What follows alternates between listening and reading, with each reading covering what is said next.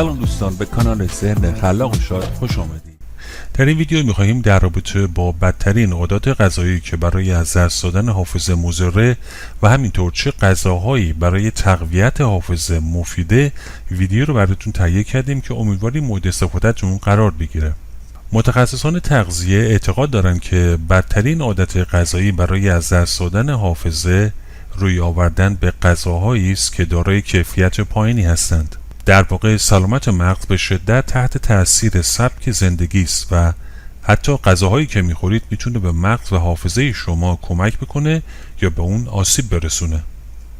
در حالی که غذاهای زیادی برای جلوگیری از کاهش حافظه شناخته شده است، غذاهای دیگری نیز وجود دارند که با افزایش خطر ابتلا به اختلال حافظه و بیماری آلزایمر مرتبطند. خوردن بیش از حد کربوهیدرات‌های تصفیه شده غذاهایی هستند که شامل قلزبوس خود حذف شده‌اند و به نوبه خود مقدار زیادی فیبر و مواد مغذی اونها رو که شامل میشه از بین برده‌اند. نمونه‌هایی از کربوهیدرات‌های تصفیه شده عبارتند از آرد سفید، شکر سفید و غذاهایی که با این مواد تهیه میشن، مانند نان سفید، غلات و ماکارونی. یک بررسی در سال 2015 نشان داده که مصرف بیشتر شکر ساده مانند قند موجود در نوشابه‌ها، آب نبات، پیراشکی، کلوچه‌ها با عملکرد شناختی پایین‌تر همراهه و هنگامی که به جمعیت مسن نگاه می‌کنیم خطر اختلال شناختی ضعیف یا زوال عقل در افرادی که مقدار زیادی از کالری خود را از کربوهیدرات‌ها مصرف می‌کردند افزایش یافته است. این نوع کربوهیدرات‌ها همچنین دارای شاخص گلیسیمی بالایی هستند که بر اساس میزان سریع و چشمگیری افزایش قند خون به غذا رو اختصاص میدن و هرچه میزان قند خون به میزان قابل توجهی افزایش بیابه بار گلیسیمی بالاتر خواهد بود.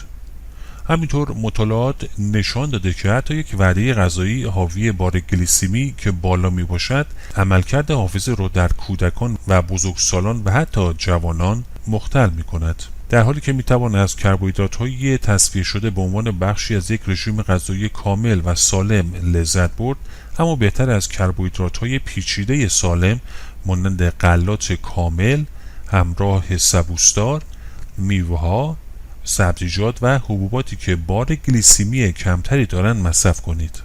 شاید توصیه‌هایی برای اجتناب از مصرف جیوه در ماهی مخصوصاً برای زنان باردار شنیده باشید، اما تحقیقات ثابت کرده که بهتره همه به میزان جیوه مصرفی خود توجه داشته باشند. جیوه این فلز سنگین به عنوان یک نوروتوکسین در نظر گرفته میشه و ممکنه سیستم عصبی و رشد مغز رو مختل کنه و تحقیقات ثابت کرده که مسمومیت با جیوه ممکنه منجر به فلج مغزی و تأخیر در رشد مغز بشود.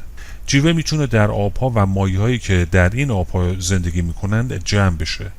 ماهی‌های بزرگتر با طول عمر طولانی‌تر مانند ماهی تن، هر ماهی و شاهماهی بیشتر در معرض آلودگی جیوه هستند و باید در بین کودکان خردسال و زنان باردار محدود بشه، زیرا این گروه از افراد در معرض اثرات سمی جیوه هستند.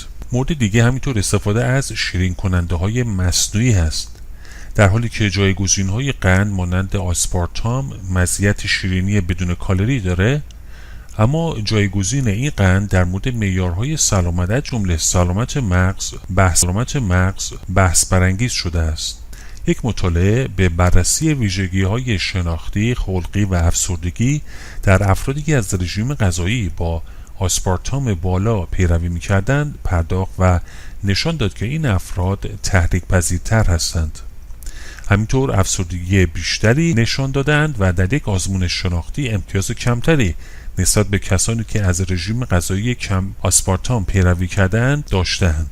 در واقع محققان پیشنهاد میکنند که نتایج منفی حافظه احتمالاً به دلیل افزایش استرس اکسیداتیو و کاهش در دسترس بودن گلوکوز به مغز پس از تجویز مکرر آسپارتامه.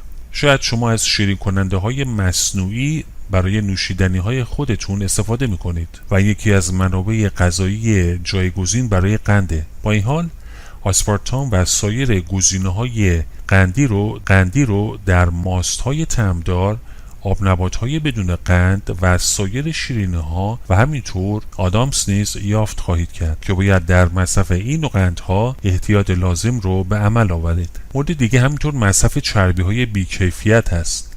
چربی‌های غیر اشباع به دلیل فوایدی که برای سلامتی دارند معمولاً به عنوان بهترین منبع چربی رژیم غذایی در نظر گرفته میشن، در حالی که این موضوع در مورد چربی‌های غیر اشباع گیاهی موجود در غذاهای مانند آووکادو، آجیل، دانه‌ها و روغن زیتون صدق می‌کند. چربی‌های تولید شده و مصنوعی ضررهای زیادی برای بدن دارند.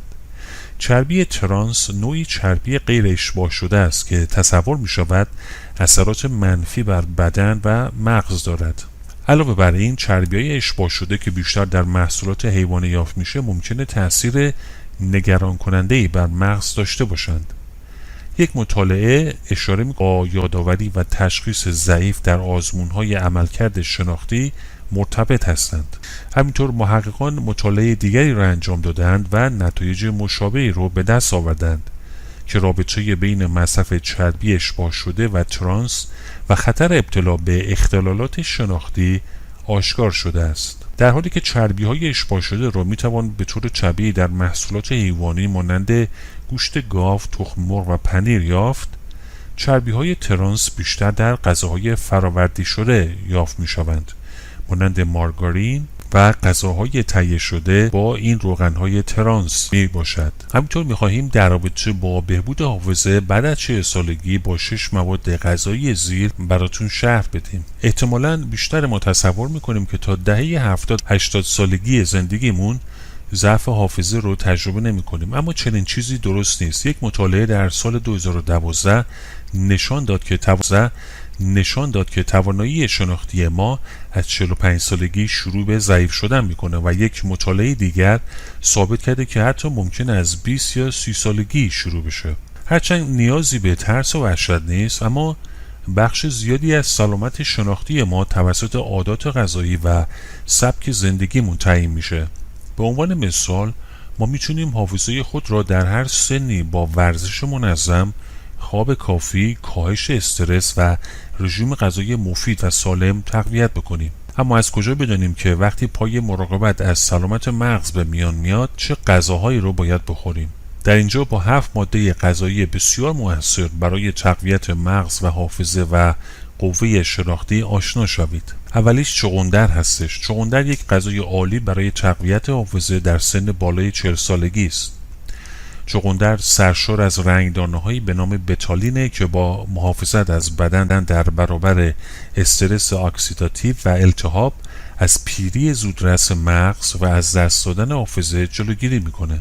مواد بعدی مایع‌های چرب هستند. مغز از چربی‌های امگا 3 برای ساخت سلول‌های مغز و عصب استفاده میکنه که برای یادگیری و حافظه ضروری هستند. به همین دلیل مایع‌های چرب امگا 3 مانند ماهی سالمون و ماهی تون آلباکور در بالای فهرست مواد غذایی برای سلامت مغز قرار دارند و به بهبود حافظه بعد از 40 سالگی کمک می‌کنند. تغذیه ماهی سالمن یکی از بهترین منابع اسیدهای چرب امگا 3 هستند. امگا 3 ها به بهبود قلب و عروق، سلامت مغز و عملکرد شناختی کمک می کنند و به طور خاص به کاهش التهاب در سلولهای مغزی کمک می کنند. مواد بعدی تخم کتانه. تخم کتان نه تنها منبع عالی پروتئین و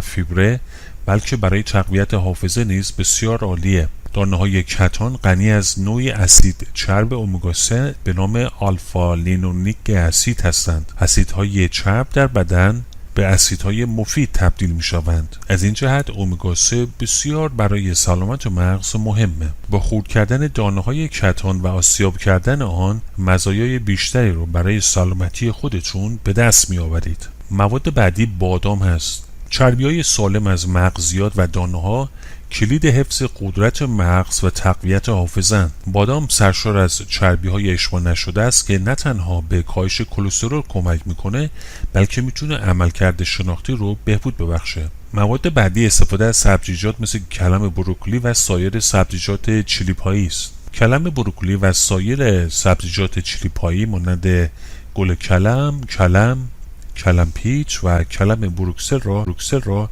با حافظه بهتر و بهبود عملکرد شناختی مرتبط دانستند. کلم بروکلی سرشار از سولفورافان، نوع اسید اکسیدانه که به مبارزه با التهاب کمک میکنه. همینطور یک مزیت گل کلم بروکلی اینه که فیبر فراوانی داره که برای کاهش خطر ابتلا به سرطان‌ها و همچنین کمک به حفظ سلامت سالم بدن مهم می باشد. و مواد آخر روغن زیتونه.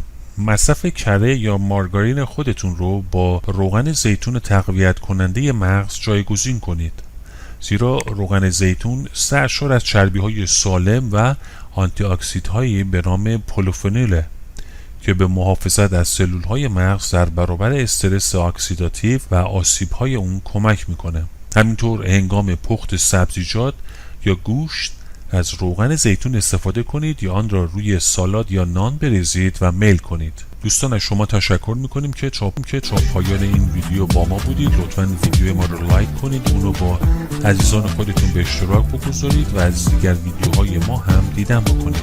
همینطور فراموش نکنید که زنگوله رو فعال بکنید تا اولین کسی باشید که از ویدیوهای ما دیدن میکنید.